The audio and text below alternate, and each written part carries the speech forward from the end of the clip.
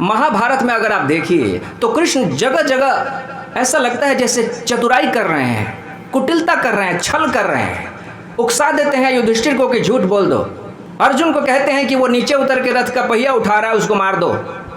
तो क्या वो गलत कर रहे हैं? कृष्ण जो कर रहे हैं उसको थोड़ा ठीक से समझेंगे। कृष्ण ने युद्ध का समर्थन किया। कृष्ण को छोड़ दें तो पूरे इतिहास में शायद ही कोई मसीहा हो जो इस तरह से युद्ध का समर्थन कर रहा है जैसे कि कृष्ण कर रहे हैं।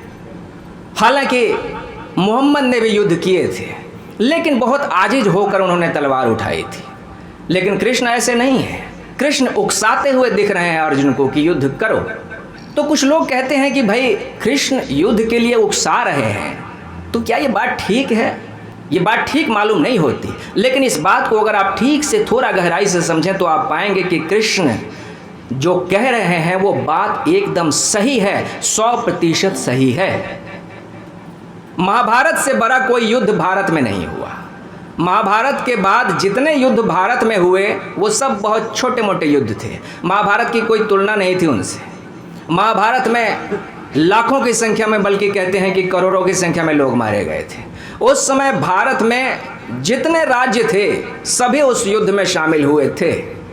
तो कृष्ण ने इतनी बड़ी हिंसा का समर्थन किया, इसके पीछे क्या वजह है और इसके क्या परिणाम हैं? देखिए, कोई भी राष्ट्र अगर युद्ध से अलग हो जाए, युद्ध करना बंद कर दे, तो वो कमज़ोर होने लगता है। महाभारत के बाद भारत ने कोई बड़ा युद्ध नहीं लड़ा। महाभारत में जो हानि हुई थी, जो जनसंहार हुआ था, उसके कारण भारत में कुछ ऐसे उपदेष्टा पैदा हुए, ऐसे गुरु पैदा हुए, ऐसे शिक्षक पैदा हुए जिन्होंने लोगों को सिखाना शुरू किया कि युद्ध नहीं होनी चाहिए। समाज में सिर्फ शांति रहनी चाहिए, शांति रहनी चाहिए, शांति रहनी चाहिए।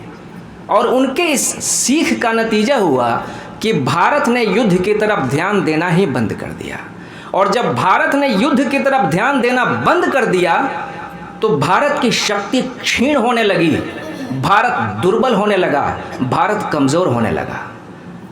इसी कमज़ोरी का नतीजा था कि भारत से बहुत कम विकसित, यहाँ के लोगों से बहुत कम विकसित कबीले आए, छोटे छोटे कबीले आए और आके भारत को रौंदते चले गए।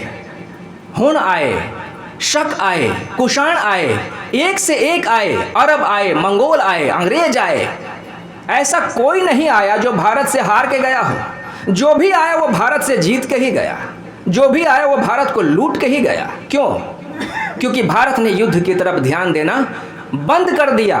ठीक इसके उलट आप देखेंगे उन राष्ट्रों को, उन देशों को जो निरंतर युद्ध में उलझे रहे, यूरोप के सारे देश निरंतर युद्ध में उलझे रहे, उसका परिणाम यह हुआ कि युद्ध में कुशल हो गए।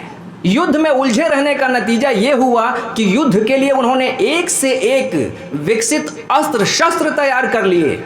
भारत ने कहा कि नहीं, अब मान लीजिए जो राष्ट्र युद्ध करने को तैयार ही नहीं है वो जलपोत भी तो नहीं बनाएगा, है ना? जलपोत तो वही बनाएगा ना जिसके भीतर ये मंशा है कि मैं दूसरे देश पे आक्रमण करूं।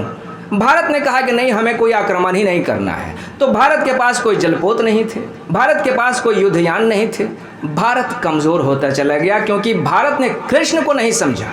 अगर भारत ने कृष्ण को समझा होता और भारत ने कृष्ण की श्रृंखला के और भी लोग पैदा किए होते, कृष्ण जैसे और भी लोग पैदा किए होते, तो भारत कभी गुलाम नहीं हुआ होता।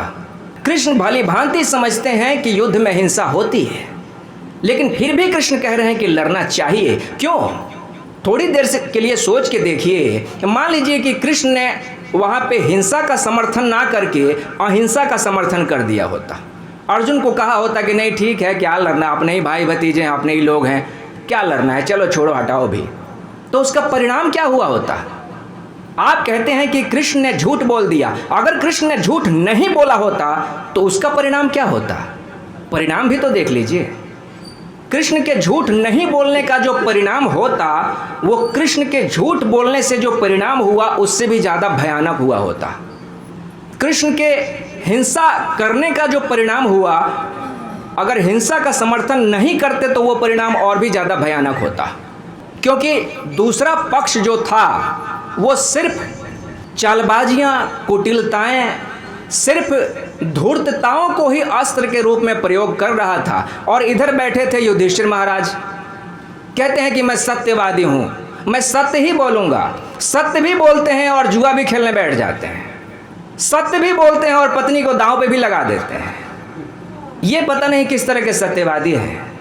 तो इसी तरह के सत्यवादी महाराज अगर युद्ध लड़ने जाएं तो इनको कुचल देने में दुर्योधन को और शकुनी को समय लगने वाला है। रौंद के रख देगा सामने वाला पक्ष इनको, क्योंकि वो इनकी सारी कमजोरियां जानता है। अच्छे आदमी को कौन सुनता है जी दुनिया में? अच्छे आदमी की बातें अच्छी लगती हैं, लेकिन बुरा आदमी कभी अच्छे आदमी से डरता नहीं है, यह ध्यान रखिएगा। बुरा आदमी अच्छे आदमी का सम्मान जरूर करता है, लेकिन डरता नहीं है, वो करता रहता है अपने मन की। इसलिए कृष्ण ने उस बुराई को रोकने के लिए उन्हीं के जैसे कुछ अस्त्रों का प्रयोग किया, यहां वहां किया, शकुनी की तरह नहीं किया, अपने ढंग से किया। तो कृष्ण ने अगर झूठ का प्रयोग किया, कृष्ण ने अगर हिंसा का समर्थन किया, तो इसीलिए किया कि सामने एक ताकत थी जो बुराई की ताकत थी। बस यूं समझ लीजिए कि महाभारत के काल में पूरी दुनिया दो खंडों में बट गई थी। दो तरह के लोग थे उस समय, एक जो पूरी तरह से पदार्थवादी थे दुर्योधन के पक्ष में, पदार्थवादी। दूसरी तरफ वो लोग थे जो आत्मवादी थे, आत्मा के समर्थक थे, सत्य के समर्थक थे।